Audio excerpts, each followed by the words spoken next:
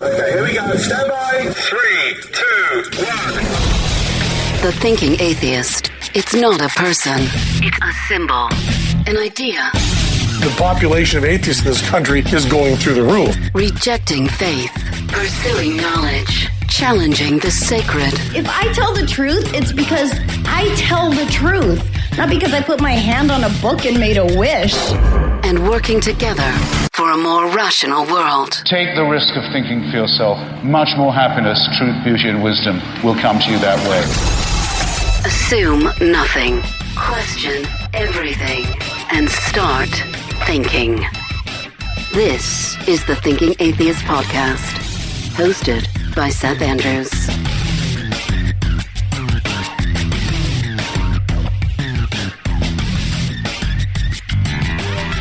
As we're out there having these conversations with believers, I think it's important that when we talk about the Bible, when we quote the Bible, we refer to specific verses and scriptures in the Bible. We have to make sure that we're getting it right. The conversation today is the product of an exchange I had on Twitter with Dr. Joshua Bowen. He's written a book which just came out. It's called Did the Old Testament Endorse Slavery? Dr. Bowen is a graduate of Johns Hopkins. He has a Ph.D. in Assyriology. He specializes in the Sumerian language. He also has a B.S. in religion. He's got a theology degree in the Old Testament from Capital Bible Seminary. He's co-host of the YouTube channel Digital Hammurabi. That and all of his links are in the description box of the broadcast, by the way. On the show and on his pages, he is probably best known as Dr. Josh. He was even a chaplain in the United States Air Force before he ultimately walked away from his religion.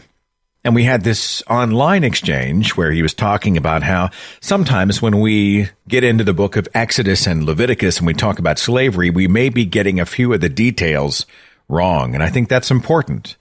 Accuracy is important. Getting the context right is important. So I wanted to get Dr. Bowen's perspective, and he joins me on the show right here, right now. Do I call you Dr. Josh? I mean, how do I refer to you for the purposes of our conversation? Dr. Josh is great. Dr. Josh Bowen, tell me about, what are you a doctor of? I mean, what's your PhD in? I have a PhD in Assyriology from Johns Hopkins University with a minor in Hebrew Bible. Help me out. Assyriology?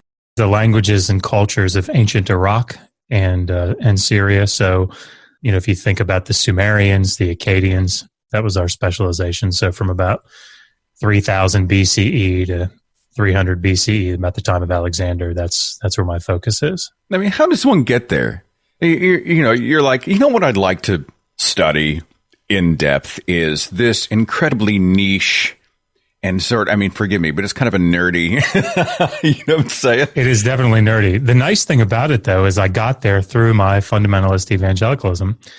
So I went to Liberty University and got my bachelor's in religion, and then I wanted to become an Air Force chaplain.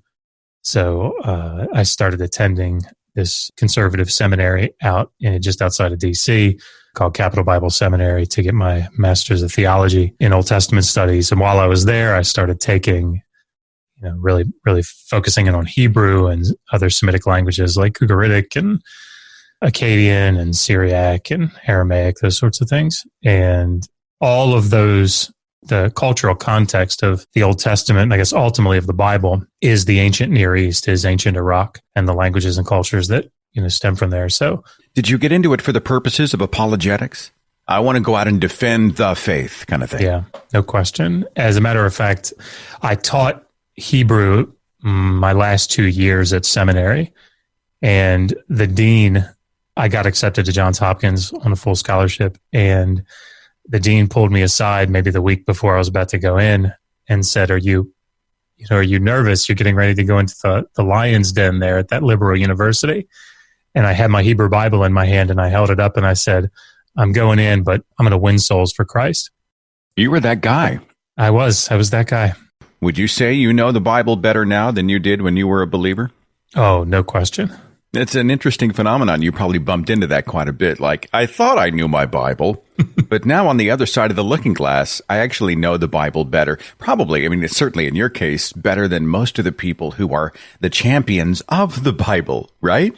It's scary the way that it works out because, as the old saying goes, it's only, I guess it's not that old of a saying if I can't come up with it, but you don't know shit until you know that you don't know enough to know shit. And that's really what happened when you get into sort of a graduate program and you start to realize that this very narrow approach that you've taken to the Bible, this narrow interpretation, this King James only, or something akin to it. It's not objective study. It's more of like you're being trained to defend. Would that be accurate? Yeah. And I suppose that was the interesting thing about it is depending on what hermeneutical approach you take, which denominational approach or apologetic that you have, mine was very specific. So I was a dispensationalist. And if you asked me to defend it, I had this set path of biblical texts that I would run you through. And I could do it so well that I sounded like, and I certainly believed, that I knew my Bible inside and out. And the problem is that it's sort of a house of cards. Each piece is built upon another. And if one of them goes down, the whole thing goes down, unfortunately. I have a new book coming out, and I said in the book, an interesting point that most people don't realize is that no one has ever read the Bible. Like, none of us have ever read the Bible. We read an oral tradition of a copy of a translation of a transcription of a copy. I mean, I don't know. Would you agree with that? Is that an overstatement? Like, none of us have really read whatever the Bible was supposed to be, right? Yeah, I've got a series on our channel, Digital Hammurabi, where I go through where did the Bible come from, and it's basically a walkthrough of textual criticism in the Old Testament and then the New Testament. And we don't have any of the originals, right? We don't have where first Isaiah's pen went to scroll or whatever it is that he put it on. What we have are hundreds of years later, a manuscript tradition that came down to the Dead Sea Scrolls at Qumran, and then, of course, the later Masoretic tradition, which is 1,200 years later than that. So what we have are the result of scribes copying and recopying out these texts and compiling them. And while I wouldn't say that we can't have, I hate to use the word faith here, we can't have any faith or assurance to some degree that what they copied is reasonably accurate. I think it probably is. We know about scribal traditions during earlier periods, and it's reasonably accurate. I think the problem that you would run into, and that I certainly ran into, is when you take this inerrancy position where every letter, every grammatical morpheme is inspired and preserved by God. That becomes very problematic. Which is the position of all the major Christian denominations, at least in the United States. If you go to their mission statements, they say it is absolutely true and, quote, without error. That's the position of the Baptists. To a degree, the Methodists, I know the Assemblies of God have that. They say it's error-free, blemish-free. It's perfect, right? Yeah. And there's a nice, I suppose there's an easy out for it in that they will often assign that, not always, but they will often assign that inerrancy to the autographs.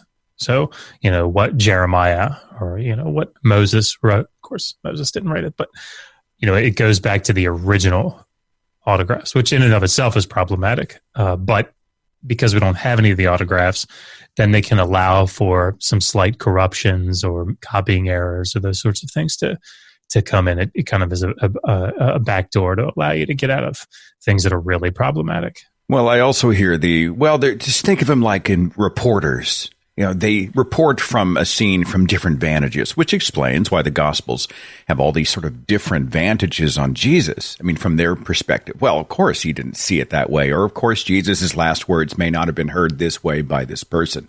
So these reporters may have been reporting accurately from their vantage. Have you run into that apologetic? Oh, sure. And I mean, there's a certain truth to that. The problem is that when that is used to explain what are clearly contradictory statements. Of course, my specialization is in the Old Testament, but you see this. We had Dr. Joel Baden on our channel recently, who's up at Yale Divinity School, and he works on how the Pentateuch, how the original, the 5 books, the first 5 books of the Bible came together in the state that we have them. And part of the reason that study exists is because there are contradictions all over the place. So, utilizing something like different perspectives to try to explain contradictory statements is problematic at best. Talking here with Dr. Josh Bowen. He is an expert, really, in the ancient Near East and the Hebrew Bible. He has studied in depth the Old and the New Testament. The guy knows his scripture. Where did the first 5 books of the Bible come from? I mean, I'm not asking you to try to boil it down in 5 minutes, but can you boil it down in 5 minutes? Yeah, I mean, not Moses. That's this sort of the big thing. So, for a long time, there was this idea that Moses, put together the Pentateuch, the Torah. But we, in fact, I would say the vast majority, the consensus view of scholars in the field would agree wholeheartedly that this was a group of either individual sources or smaller texts brought together. This is an edited work. And, if you go to our channel, Joel Baden talks extensively about this. So that his idea, and not his idea, but the theory that's incredibly common is called the documentary hypothesis. And essentially it says that there were 4 original sources, 4 complete sources, 4 stories, 3 stories definitely that went from Genesis to, from creation to getting ready to go into the land of Israel. And, through the Exodus, through the wanderings, Mount Sinai, all those things. And they were 3 different traditions that were written down. And someone at the end came along and kind of wove them all together with this other source called the Deuteronomists. But it's taking these stories that were written down by different groups of people, probably over quite some time, and weaving them together to form this story. And the reason that we know that, everybody agrees that there are different sources, there are different parts. The disagreement is, were they woven together all at the end? Is there, layers that were placed? People came by and put another layer of text, and then later another editor put another layer of text, how that all happened. But it's not that it's not that one man sat down and penned, what he received from on high. These are later traditions that are being intricately woven together. I want to get into slavery, which is really the reason we started talking, right? We're like, hey, wait, some of the activists and counter-apologetics out there about slavery may be wrong. And I'm interested in that. I want to make sure that we are arguing against, these bad ideas, but doing so in the correct way, in the correct context, with the correct arguments. I want to get to slavery, okay? But let's bounce back to Liberty University. I'm not going to ask you to throw your old college under the bus, but I will ask you, is it a cult, Dr. Josh? It's interesting. My older sister went to Liberty, got her education there. I was in the Air Force at the time, and they had a really good distance learning program that worked well for me. So I don't feel like I got the indoctrination, perhaps, that others did. I didn't need it at the time. I was incredibly fundamentalist, and so I didn't need any further indoctrination. I suspect had I gone to Liberty, that I would have been considered extreme to them. For my international listeners or people who aren't familiar, Liberty University was founded by Jerry Falwell, who was an evangelical. He was wired in with politicians, President Ronald Reagan and others. He had founded the Moral Majority. He was on this moral fight against what he considered to be these sort of, the decline of Western civilization, the attack of Satan upon the entire nation. He was part of the satanic panic where everything was satanic. He had a huge anti-gay agenda. And so when he founded Liberty University, it was sort of this microcosm of his values, which it was extremely restrictive, and it was very much a fundamental Christian biosphere. Would you agree with that assessment, John? Oh, yeah, no question. My sister likes to tell the story. They weren't allowed to go watch rated R movies, or I don't even know that they were allowed to watch PG-13 movies, like out in the theaters. And I can't remember what movie it was. It might have been one of the Terminator movies. I'm not sure. But it was coming out, and everybody on campus, all the rebels wanted to go sneak off and see it. And there was this class that everybody had to take, and it was called Jesus is Awesome. Right? That was the name of the class. And the instructor, I had to take it, distance learning. And in the video that I watched, every class, the professor, and I can't remember his name, would like sort of slide into the middle of the room and he'd say, Jesus is what? And the whole class, 900 people or whatever it was, would go, awesome. In every class. So all these kids snuck out to go watch this rated R movie. And one of the RAs got wind of it. And as the lights went down in the theater, this big IMAX theater, she walks down to the front and turns around and says, Jesus is what? And the whole room went, awesome. And she said, I'm from Liberty University. And the whole place just cleared. So, yeah. Wait a minute. Everybody left? Everybody because they were out? terrified. Yeah, they were terrified that they were going to get turned in and, receive punishment. So, yeah, I think that calling it sort of this insulated cult-like place is not too far off. There was somebody I knew was going to Oral Roberts University here in Tulsa, Oklahoma, my hometown, and she was talking about how one of her classes was called Christian Worldview. And I thought to myself, this is really a great example of being taught what to think instead of how to think, because the class was saying, well, this is what you think about the world. This is what you think about your country and your neighbors and your politicians and your life and your loves and your future, downloading this sort of propaganda. It really was a proactive force in trying to decide for other people who they should be. There was a lot of that at Liberty, right? Yeah, no question. And furthermore, with that download, I think came the defense. Yeah. So, okay. And so here's what you believe. Now, you're going to hear people say X to try to convince you otherwise. But here's the response to that. And, so building in this apologetics comes part and parcel. And, from that perspective, when you believe, we had John Collins, who is a biblical scholar, come on our channel a couple weeks ago. And he said something that was very insightful. And that was, when you have this sort of fundamentalist approach to the biblical text where you know that you're right and there is no option, you know that you're right. The Holy Spirit is in you and he's guiding you into truth. And so there is no possibility that you've gotten that wrong because the Holy Spirit, bears witness with you. When you're in that position, then you feel compelled. You feel absolutely compelled to not only proclaim that truth, but to make sure that others see it. And he said, when you're in a place where you know that you're right and you know that the others are wrong and they're not listening, leaves no room for negotiation. And that's when violence ensues. And I thought it was actually very appropriate given what we've seen through history. And of course, even now, just this intolerance, complete intolerance for anything that does not agree with your very nuanced position.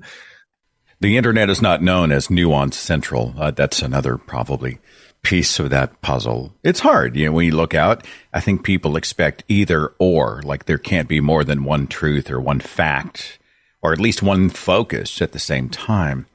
And it often cheats us. I want to get into your perspective on some key things in the Bible from this other side, right? You've managed to crawl out of the bubble. And, you probably did so at great cost. I mean, have you paid any kind of a personal price? Have you heard back from people who are now praying for your immortal and damned soul? Any of that stuff going on? Or am I being too dramatic? No, every day.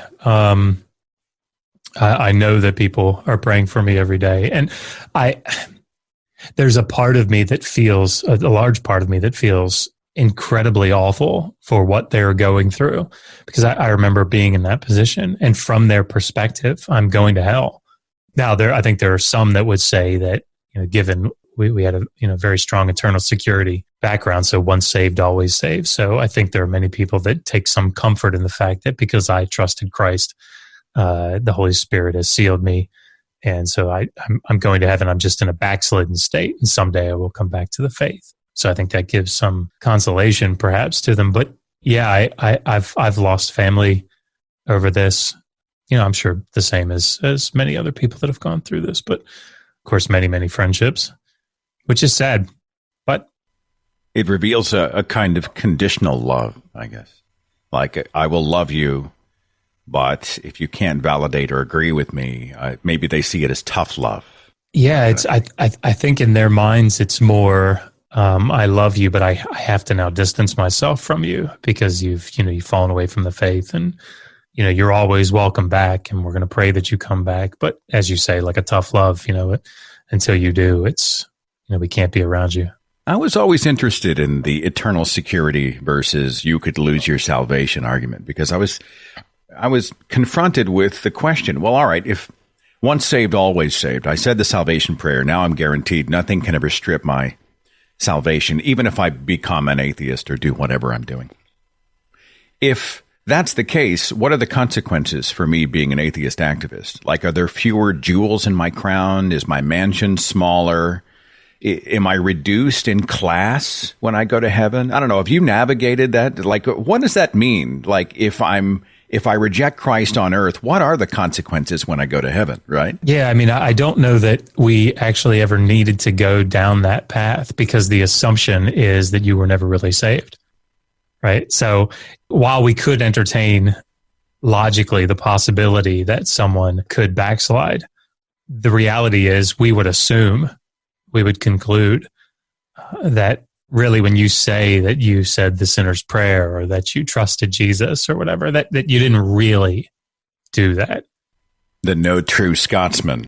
Yeah, I mean, certainly, because, see, by their fruits they will be known, right? So we know that, someone who has had the Holy Spirit come in and dwell them, someone who has trusted Christ for their salvation, there's going to be, while there's a doctrinal problem with that, and we would maybe wrestle with the doctrinal problem, the assumption is in reality that if the person didn't change, if the person just immediately or even in the long term went back to unbelief, well, then it's highly likely that they were just never really saved. And if they were, then God will bring them back. Now, I wondered if it was just a coping mechanism. How does a moral person jive with the idea of eternal torment? I think they find a mechanism by which you won't go to hell. So, what he said the salvation prayer when he was 4. So now I don't have to worry about him, or I don't have to reconcile the morality of hell or go through any of these sort of, acrobatics to worry about it. Now, in my mind, I believe he's going to be okay. We can just take that off the table. I always wondered if that was part of the motivation.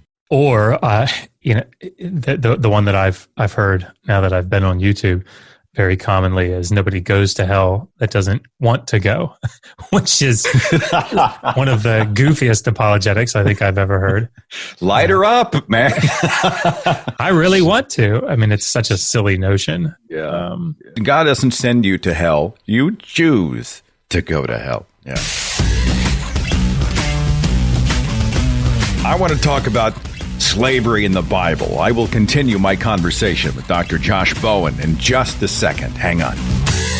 More and more, as our routines are changing, people are discovering the unique and powerful app that brings thousands of wonderful nonfiction bestsellers directly to your phone, tablet, or web browser, and allows you to digest entire books in about 15 minutes. It's called Blinkist, and it's awesome. Blinkist boils these books down to the best key takeaways, which you can read or listen to in audio format. Blinkist also has full-length audiobooks at specially discounted prices if you're interested in taking a deeper dive into the material that you're interested in. Topics range from self-improvement to business management to nutrition, personal growth, biographies, so much more. You ought to check out Dr. Jamie Metzel's fascinating book about hacking into our genome, creating a future that's beyond natural selection. The book is called Hacking Darwin. Given the economy these days, I got interested in Thomas Wood's book called Meltdown. It's about the 2008 stock market crash and the negative impact of the government bailouts. It's relevant stuff. Right now, Blinkist has a special offer just for our audience. Go to Blinkist.com/Seth to start your free 7-day trial and get 25% off a Blinkist premium membership and up to 65% off audiobooks, which are yours to keep forever. That's Blinkist, spelled Blinkist. Blinkist.com/Seth to get 25% 25% off a premium membership and a 7-day free trial. Blinkist.com/Seth.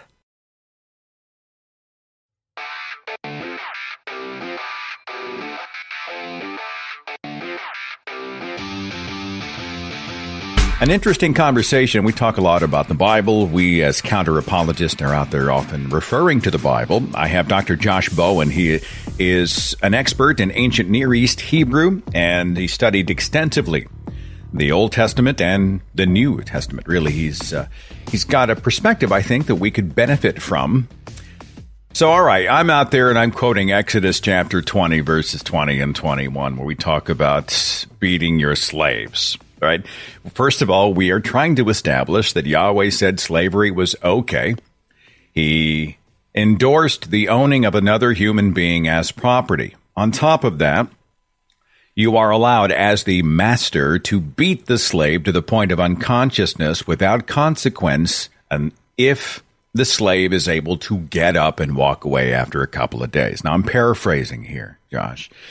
But, you and I were kind of having an exchange back and forth on this subject, and there are some things in regard to the slavery argument or the slavery analysis of the Old Testament that you say that we are kind of getting wrong, or we're not perhaps interpreting or expressing correctly. Can you walk me down this path, and you can tell us where to begin? What's the problem?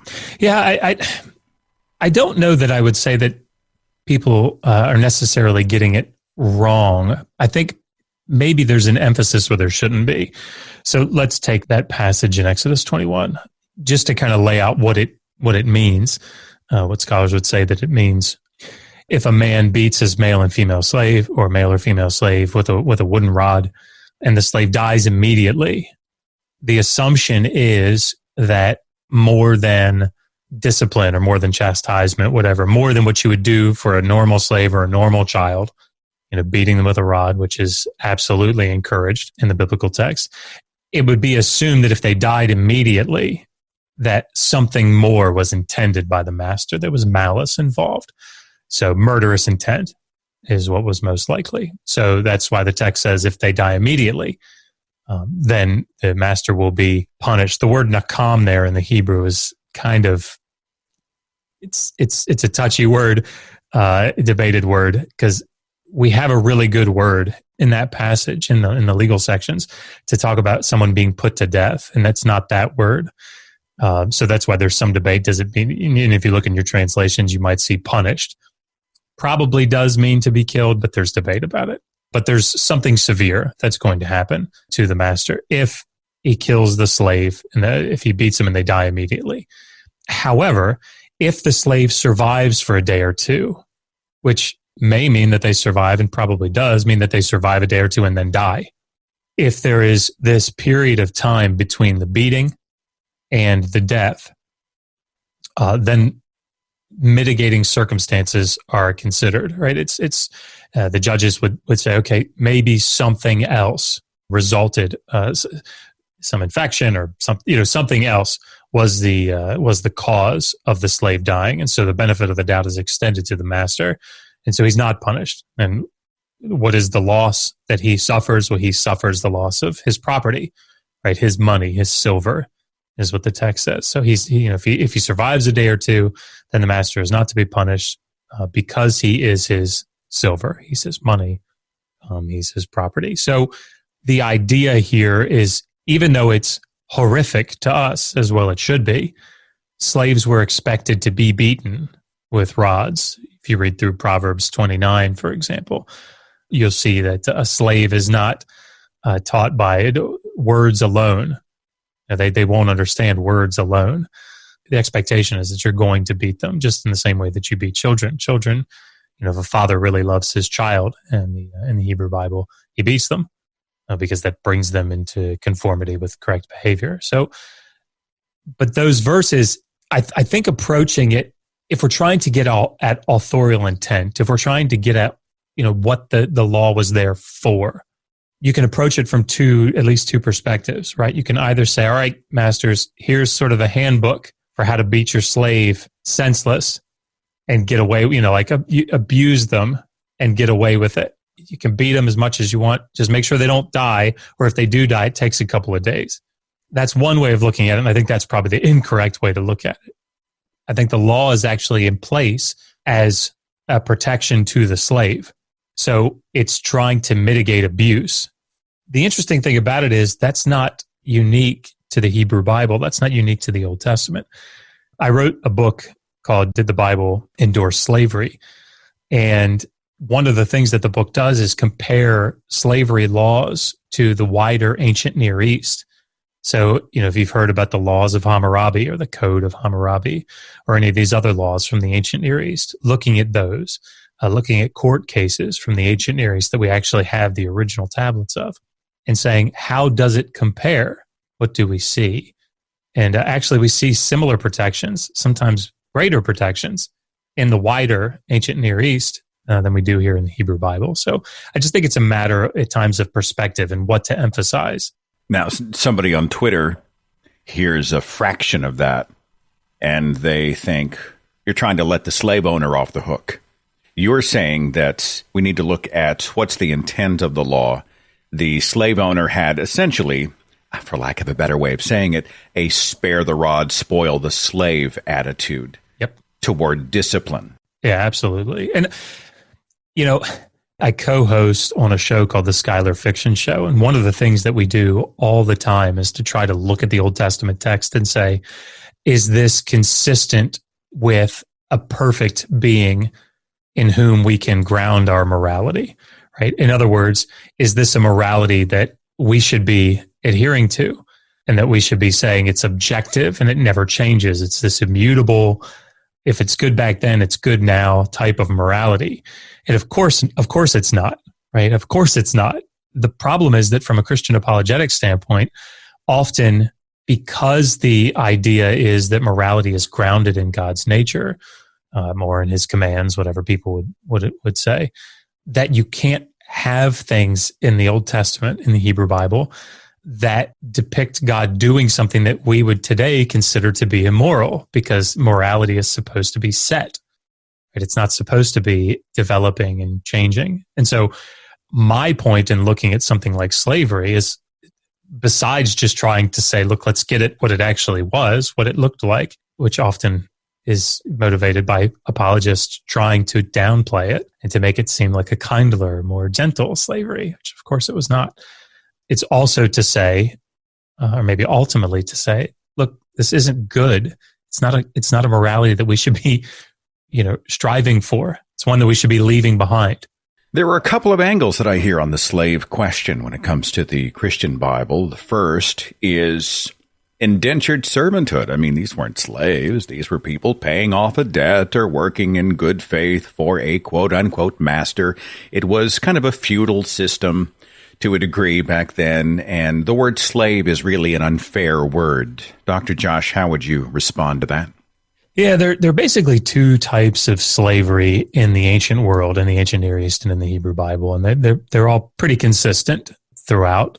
Those are debt slaves and chattel slaves. So normally when you read through the biblical passages that relate, that are legal sections, Exodus 21 and Deuteronomy 15, even a large portion of Leviticus 25, the three main passages that are in the legal sections that talk about slavery, you're dealing with Israelite slaves, right? You're dealing with the laws for fellow Hebrews, fellow Israelites that are taken as slaves.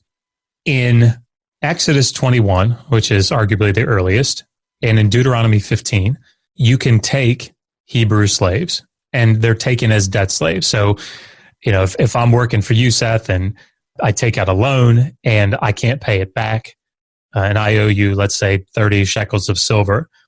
Well, I don't have it, right? I had 2 bad years of crops and I can't come up with the money. I become a debt slave to you, right? So you're not going to pay me. I'm not going to, come work for you. I'm going to be your slave, right? I'm going to be we don't necessarily make a contract per se, because the law sets out what the terms are for it already. But I become your debt slave. And so I come in and the law says that I have to work for you for 6 years. And in the 7th year, you set me free. Now, there are lots of different little caveats with that, but that's the basic premise. So In Exodus 21, when I go free, that's it. I go free. In Deuteronomy 15, a later text, you set me free after the 6th year, but you have to provide all kinds of things for me. You have to give me food, and you have to give me wine, and you have to give me, in other words, you're giving me provisions so that the chances are I'm not going to fall back into poverty, into debt slavery. But these are for fellow Israelites. These are for their brethren, right? When you get to Leviticus 25, the script has been flipped, right? The person that wrote this section called the Holiness Code, the priestly writer, he now says, if a fellow Israelite becomes so impoverished that they sell themselves to you, you are not allowed to treat them as a slave. The Hebrew word there that's been used is eved. In Exodus 21 and Deuteronomy 15, it's a slave. It's an eved. It's an eved. You can't treat them that way anymore. You have to treat them as a hired worker. So you have to pay them wages. They're still in the position, sort of a slave. They can't just go free, but they're now being paid. And they work until what's called the 50th year, the year of Jubilee, and then they're sent back to their land. But again, these are all Israelites. So the other type of slavery that we see is chattel slavery, and chattel just meaning movable property. The difference between a chattel slave and a debt slave at its very basic form is a debt slave is slavery that's contingent upon a debt. So when the debt is paid, slavery ends. Chattel slavery is not contingent upon a debt, so it continues on indefinitely. So when you read passages like Leviticus 25, 44 to 46, the one that we're all familiar with, if you want male or female slaves, you get them from the nations around you. You get them from foreigners that are tenant farmers in your midst in the land of Israel. Those become your property. Those you keep and pass down as inheritance to your children. Those you keep forever. These are chattel slaves. And the distinction is that they're not Israelites.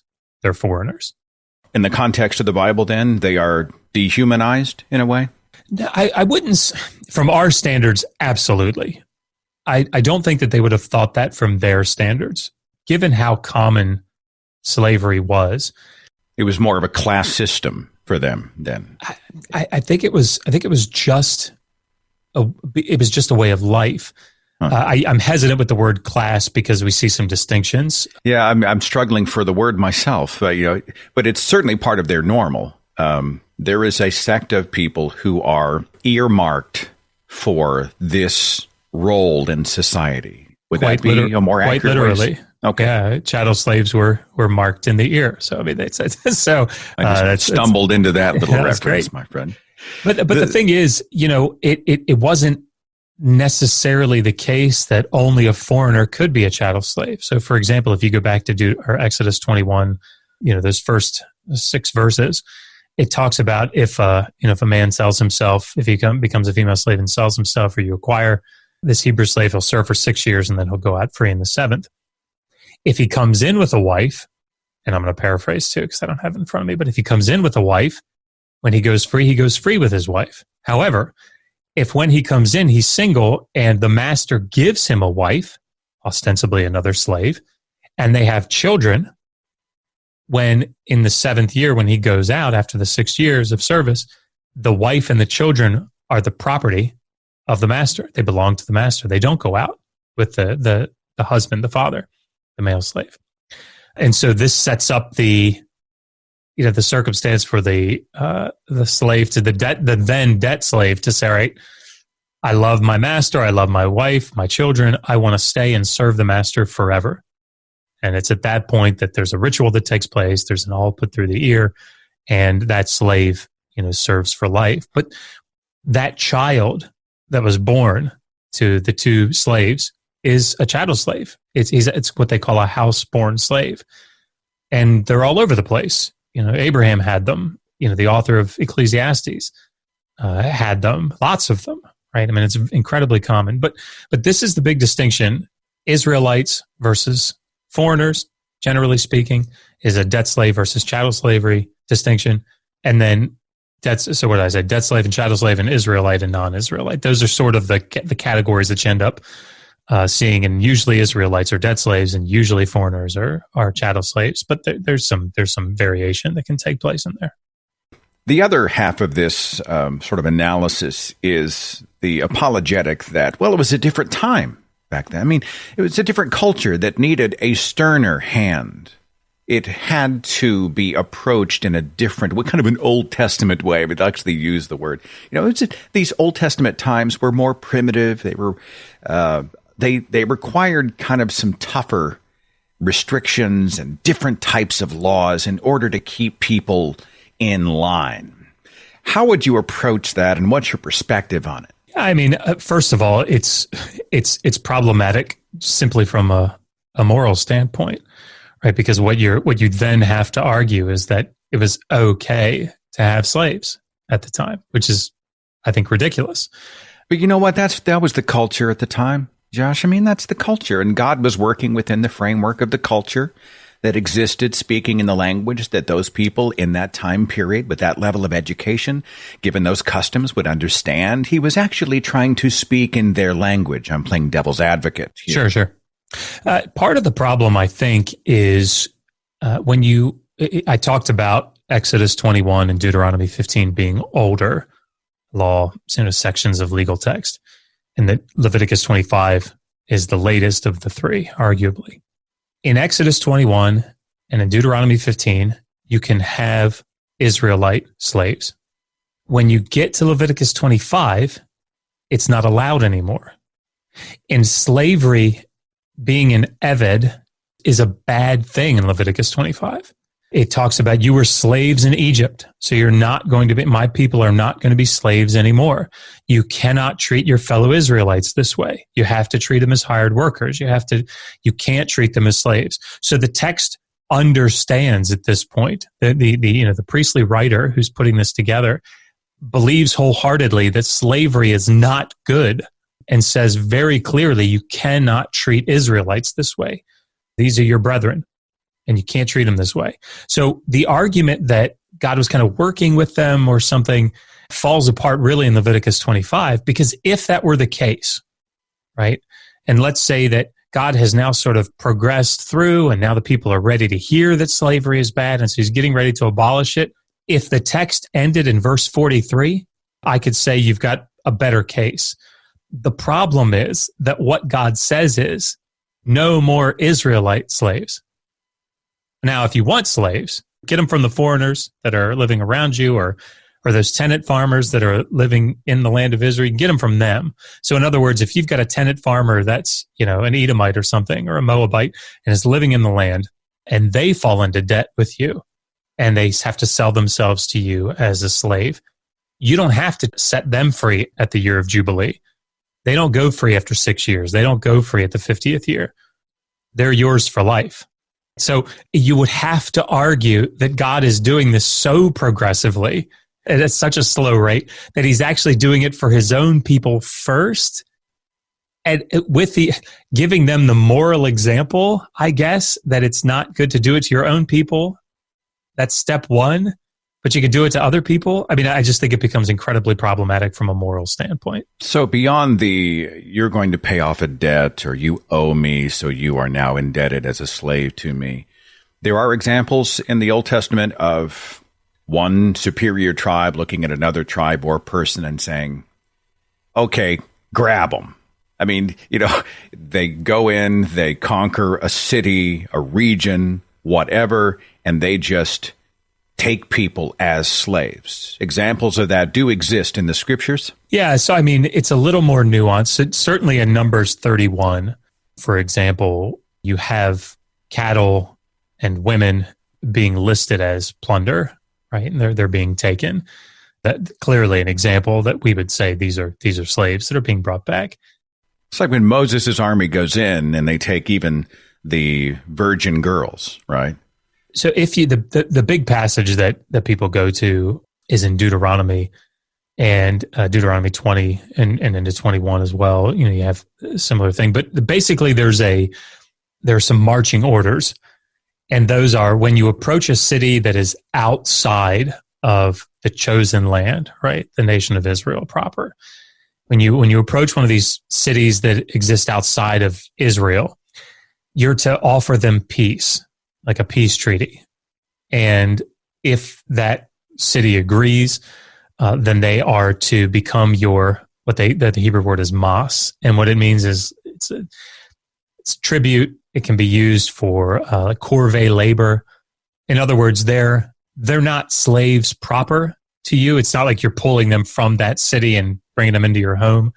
But the king of Israel, the Israelites can go and can say, all right, we want to build this building project. All of you, come on. Your conscripted labor, your corvée labor. However, if that city, so that's best case scenario for that city, best case.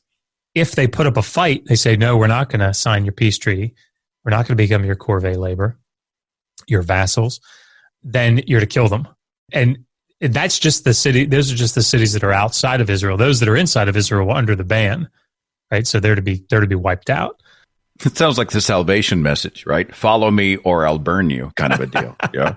It's, again, from an ethical standpoint, it's very difficult in my mind to try to reconcile those things if you're trying to hold that this is an immutable being who's, has a morality that exists in his nature that is unchanging.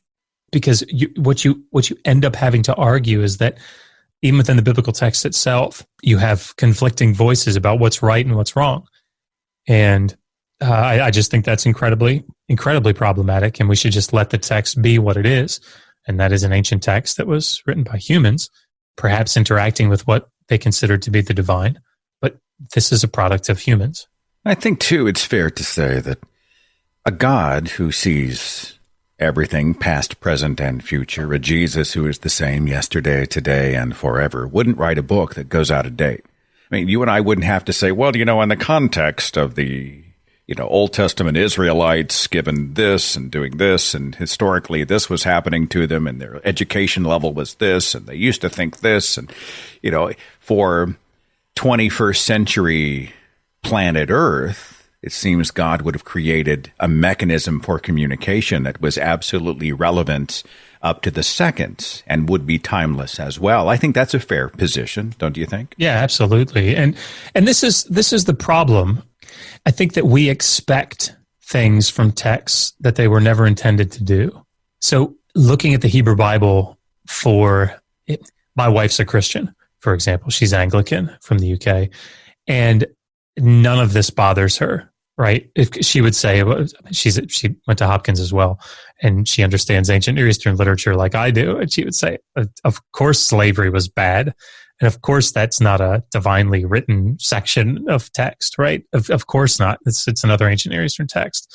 It's not required for her, this sort of inerrancy, handed down by God sort of approach. It's not required because hers is a faith position. And that sort of thing, she's not militantly trying to take 3,000-year-old texts or 2,500-year-old texts and try to base laws and ethical systems upon them. And I think that's another problematic aspect of this whole apologetic of God working with the people. Because one of the things that I hear all the time is, well, look, what was God going to do? This is how their economy functioned, right? And if the economy functioned this way, then if God pulled slavery out, then the economy was just going to fall. So he had to, work slowly, had to condescend to the people and work it out. The problem is that that's not at all what we see in the biblical text. In that passage of Deuteronomy 15 and even Leviticus 25, there is a significant problem with, let's take Deuteronomy 15. Go back to, I was your debt slave, Seth, and the 6 years have come and gone, and now you're getting ready to set me free. The law says in Deuteronomy 15 that you've got to give me all kinds of stuff that's yours, grain and wine and all these provisions. And the text recognizes the economic difficulty with this. And it says, wait a minute, Seth, you don't have that kind of money. I mean, the whole reason that I came and worked for you is because I didn't pay back my debt. Now you're essentially setting me free with all kinds of stuff. Like, how's that going to work economically? And God says, I'll take care of it. Don't worry about how you're going to pay that, how you're going to, survive economically with that. I will bless you in your harvest. I will bless you supernaturally. In other words, I will supernaturally intervene to take care of this economic difficulty that I'm telling you to do. And the same thing is true with the yearly Sabbath, the 7-year Sabbath, where you're letting the land lie fallow for the entire year. People would ask, how in the world are we going to eat if we can't, till the ground and grow crops? As God says, I will send you such a blessing in the 6th year that you'll eat the 7th and the 8th year into the 9th. That's because I'm going to supernaturally provide for that. So this idea that God would not intervene supernaturally just runs directly against really the core of the text. God always promised to supernaturally intervene for his people. So it's quite a stretch to say that he couldn't do that. It's the manna from heaven, God. It's the loaves and the fishes, God. We see this sort of miraculous provision all the time, right? The God who says, don't worry about tomorrow. Tomorrow will take care of itself, kind of thing. It doesn't really wash. Josh, can we talk about female slaves for just a moment specifically, and the offspring of female slaves? I mean, there were often horrific consequences for the daughters of female slaves in the biblical Old Testament, right? Yeah, I mean, probably the one place that you can go to that talks about what happens to a daughter who's sold as a female slave, a maidservant, an amah in the Hebrew, is Exodus 21, starting in verse 7. So again, just kind of going from memory here, if a man goes into debt, just like we saw earlier in the passage, one of the things that he can do is sell his daughter as a concubine or as a wife, depending on the context. But she's being sold as a slave, as a female slave. And of course, to us, that sounds horrific, and it is. This was standard practice during the period. So what would happen is the daughter would be sold. She wasn't given a choice in the matter. There have been apologists that have tried to argue that, well, wait, doesn't the Greek say maybe she has a choice? It doesn't. It does not say that at all. In fact, it says quite soundly the opposite. But the daughter is sold by her father into concubinage or as a wife, just depending. And there are stipulations that are put in place to protect her, believe it or not. But again, doesn't protect her from being sold as a slave. Her status has changed. When she is sold, her status has changed. So the rationale behind this protection is that slaves could be used sexually. So a male slave, as we saw just a couple of verses earlier, can be used sexually to produce more slave children, right? He can be given a female slave to procreate with, but it doesn't devalue him. That process does not devalue him. And so, being used sexually like that for producing more slaves there's no detriment really to him in that sense. However, with a woman, great devaluation takes place when she has sex. And so being sold into this concubinage or into this type of female slavery for sexual purposes devalues her. And so now protections have to be put in place. So let's say the father sells his daughter to a guy, and the guy determines he's not going to take him for himself. He's going to take him for his son. They can't both sleep with her. It has to be given to the son. Now, if for whatever reason the text is unspecific about what this might be, but if she's no longer pleasing to her husband or to her master, she has to be either provided with her marital provisions, which are talked about in the text. If she's not provided with these things, the owner has to allow her to be redeemed by her family, to be bought back by her family. He can't sell her as a slave. In other words, her status has been changed. She's no longer just a slave. She's received a higher status because she's being used for procreation. And so she can't just be sold to a foreign nation or, somewhere else as a slave. She's still property. No, she's still sort of being passed around, right?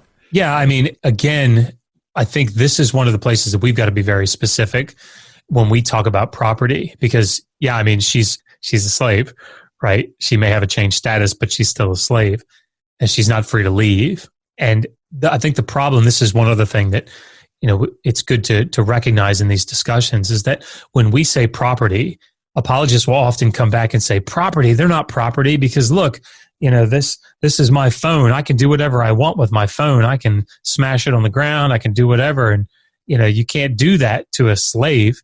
Slaves, they don't have to work on the Sabbath, and there's punishments if you beat them, if you knock out an eye or a tooth, which are very severe things, by the way. Those aren't minor things to knock out an eye or a tooth. But you can't just do whatever, so they can't be property. Well, no, they are. They definitely are. Being property does not equate to that property having no protections or no rights.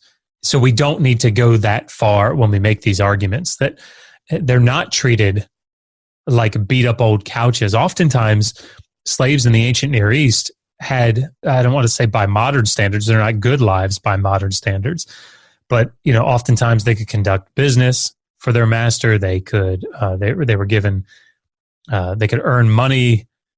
It's not really their money. It ultimately goes back to the master. But I think that recognizing the subtleties, the nuances of this in this argument allows us to make much stronger case, and it keeps there from being cracks, I think, in the argument. So the idea that they're given food, shelter, even provision, some latitude doesn't change the fact that they were still enslaved. Exactly. That is exactly right. They can't leave. I'm interested in the linking of sexuality and value, especially when it comes to Old Testament women. I don't know if you would agree with this. I thought it was a compelling argument that, like in the biblical Old Testament, when a woman was raped and her father was paid, I think it was 50 shekels or whatever, silver, it's because rape wasn't considered a crime of sexual violence against a woman. It was considered a property crime against the man. That's exactly right. So you would agree with that assessment? Yeah. So when a man and a woman have commit adultery, the crime is against the husband. It's against the husband of the wife. That doesn't mean that they considered it to be okay, right, for the woman to they understood the harm that came to her. But the primary consideration in this was that what it devalued her, for example, the amount that she could bring to her family if she were to be married off, or it would be, as you say, a crime against her husband from more of a property standpoint. That's just a reality of how that was the focus of that. So, that by itself is horrific from modern standards, from our progressive morality, and I think just staying with that type of an explanation in these conversations allows us to be able to say, look, how do you have this unchanging moral system if you have things like this going on? And I think that allows for that argument to hold rather well. One more short break. When I come back, anything else that we're getting wrong about the Bible? I'm going to continue to talk to Dr. Joshua Bowen on the other side of this.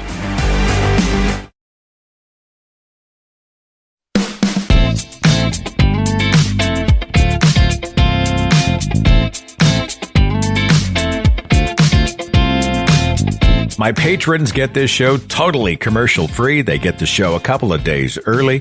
And if you would like to become a patron, thank you so much. Just go to patreon.com/Seth Andrews.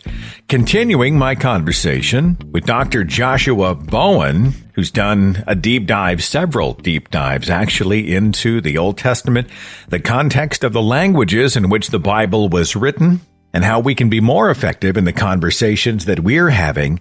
Anything else that sort of pops on your radar when we come to addressing the problems with the Bible, Old or New Testament, that you think that we get wrong when we're discussing things with Bible believers?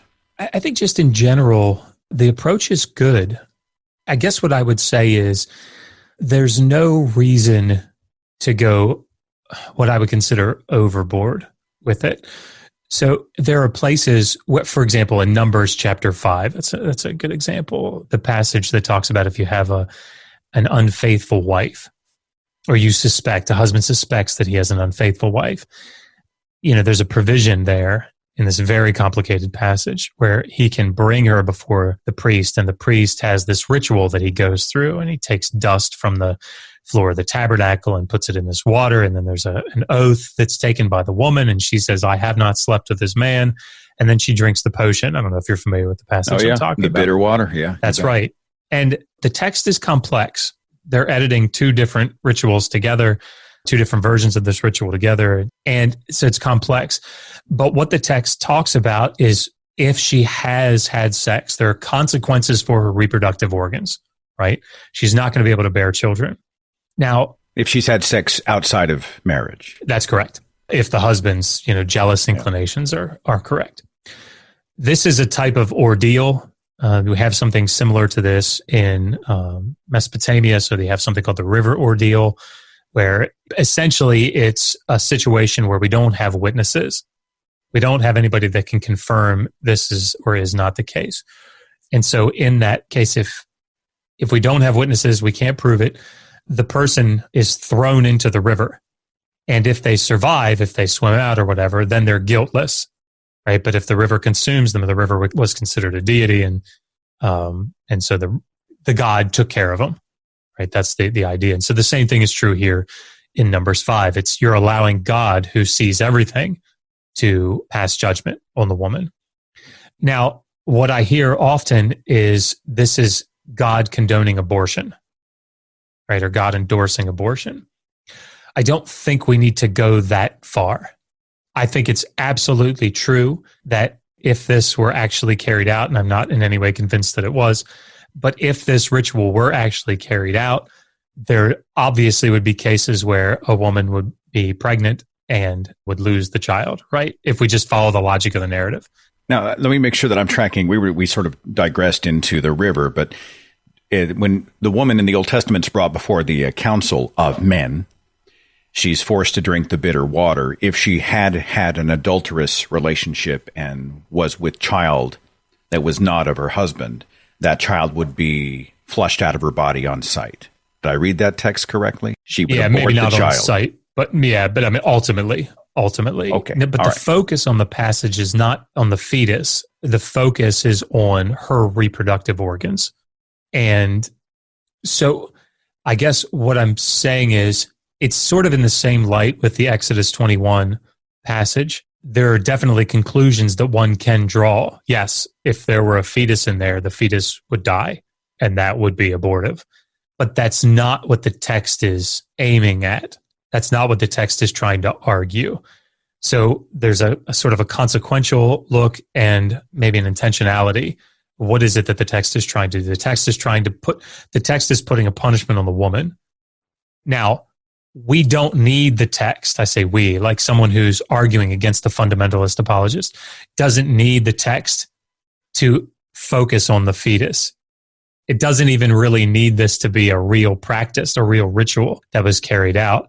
If you're looking at this text as the inspired, inerrant, infallible word of God handed down from a perfectly moral being who never changes in his morality, this is problematic in the same way that Exodus 21 passage is problematic.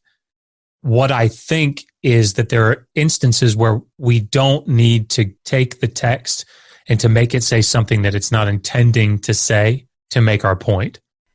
That's a messy one for those of us who are looking at ancient Hebrew, thousands of years after it's been written. But if I'm understanding you, you're saying that the ejection of the fetus, the abortion, is a secondary, even a tertiary consequence. But it wasn't really about the baby itself.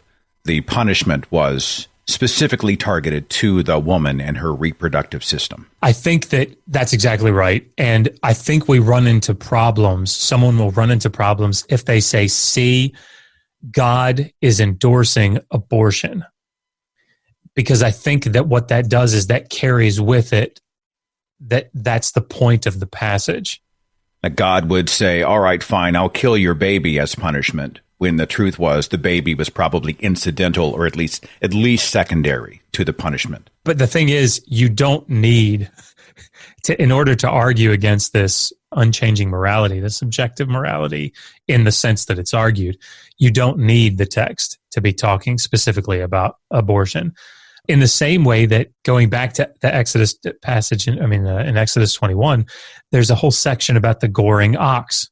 And the goring ox scenario talks about if an ox who is known to gore is prone to, goring people, and the owner doesn't take the necessary steps to keep it penned up or to keep it away from people, and the ox gores someone to death, then there's to be punishment to the owner of the ox.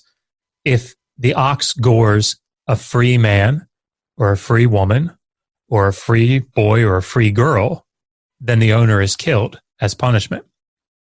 If the ox gores a slave, he pays 30 shekels of silver to the owner of the slave. Now, that doesn't really need any commentary, right? That's pretty horrific from our vantage point, because you're saying that if you kill a free person, death. If you kill a slave, 30 shekels of silver. There's a differentiation in the value of the human being, right? The slave is considered to be less valuable. You don't need it to say anything more than that. You can let the text just say what it says to make the point that, look, our morality is more developed. And I'll just say John Collins wrote a book. It's a very easy to read book called What Are Biblical Values? John Collins, again, up at Yale Divinity School, brilliant Old Testament scholar.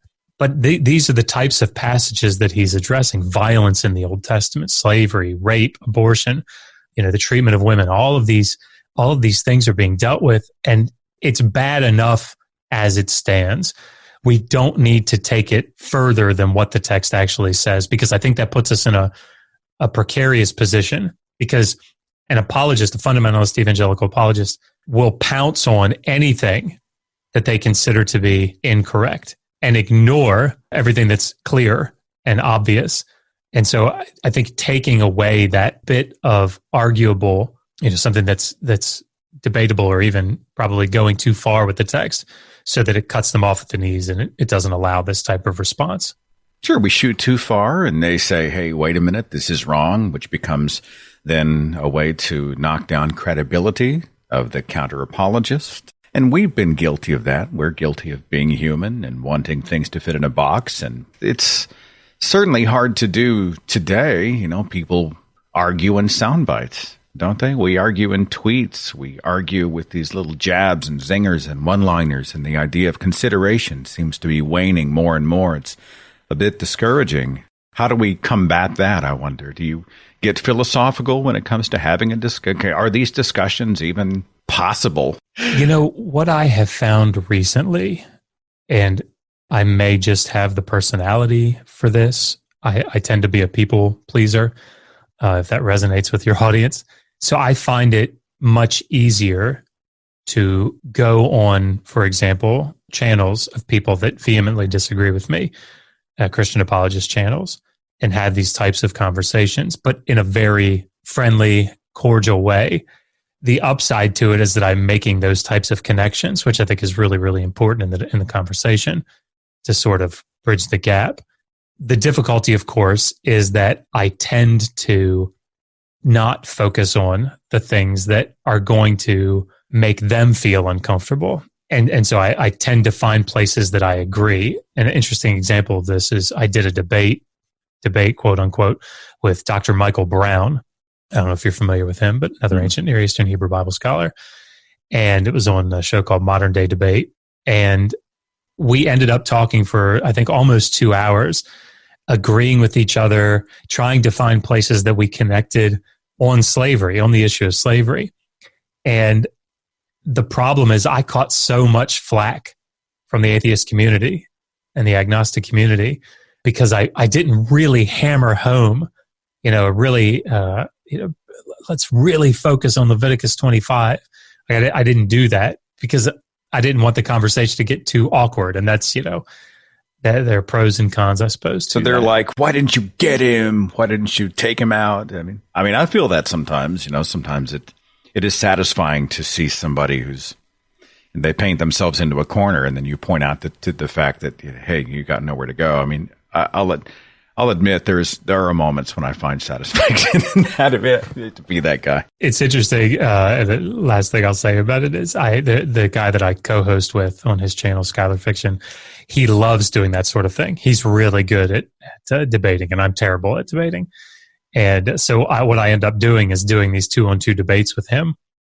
And I just kind of sit back, I mute, and I let him tear into the bad cop. And periodically I'll kind of come in and I'll say, one of the things maybe we can think about, but go ahead.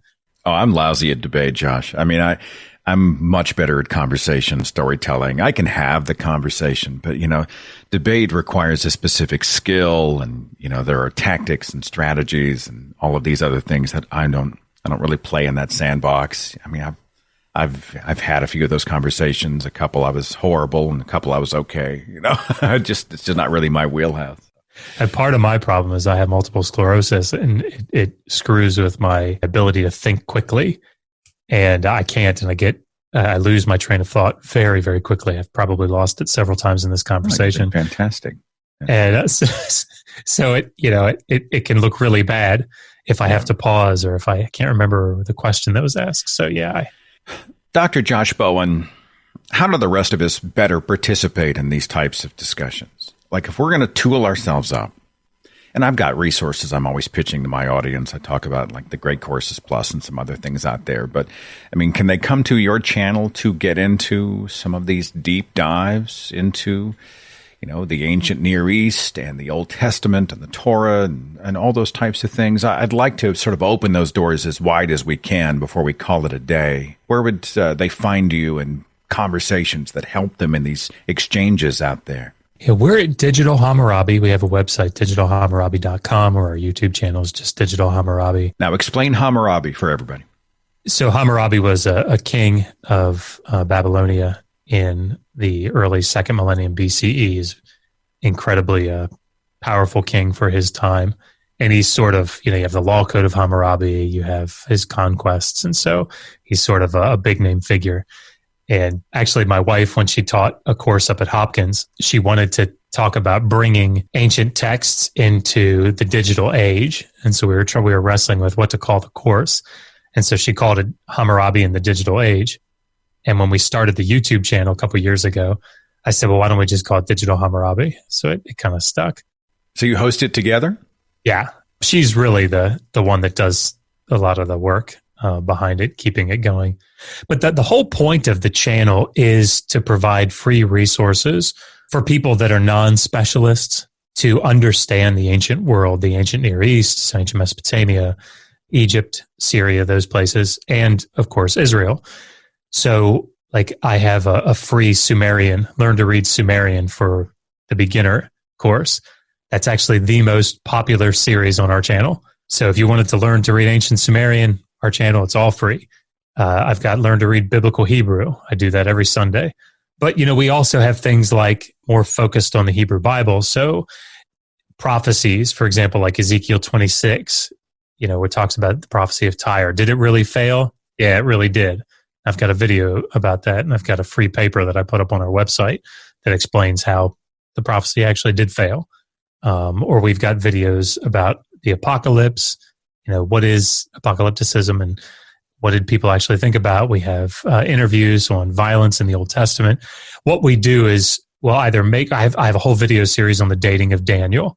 Is Daniel written in the 6th century BCE and it's prophecy, or is it written in the 2nd century after the fact? Well, spoilers, it's written after the fact. But we have a whole video series about that. But we have lots of scholars come on, scholars in the field of Egyptology and Assyriology and Hebrew Bible, and we do interviews with them and get them to talk about really important topics. So we just had, Joel Baden come on and talk about the formation of the Pentateuch. We had John Collins come on and talk about violence in the Old Testament. We had Dr. Brendan Bentz come on and talk about who the Canaanites were. The Canaanites in the Hebrew Bible, were they really these awful, giant, wicked people? No, they weren't.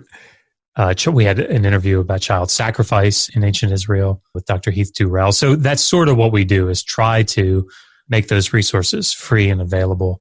We've written a couple of books. The third one's going to be coming out very soon, the one on slavery. We wrote a companion to the Learn to Read Sumerian video series, and it's How to Learn to Read Sumerian. Really useful, I think, book. But they're all written to very popular audiences. They're all on Amazon. There's no small talk in the Bowen household. You guys just sit around, you're having breakfast, waffles and eggs, talking Sumerian. I mean, yeah, that's just how you guys roll. So. We're quoting Super Y to the kids. That's what we're doing. Dora the Explorer. Well, we've sort of cracked the door open, and I'm going to put the links in the description box for everybody who wants to be able to go deeper, and that way they can find you and your work. Fascinating conversation, Dr. Josh Bowen. It's been a real pleasure talking to you, man. Pleasure's been mine. Thank you, Seth, for having me on. It's been great. Follow The Thinking Atheist on Facebook and Twitter for a complete archive of podcasts and videos, products like mugs and t-shirts featuring the Thinking Atheist logo, links to atheist pages and resources, and details on upcoming free thought events and conventions. Log on to our website, thethinkingatheist.com.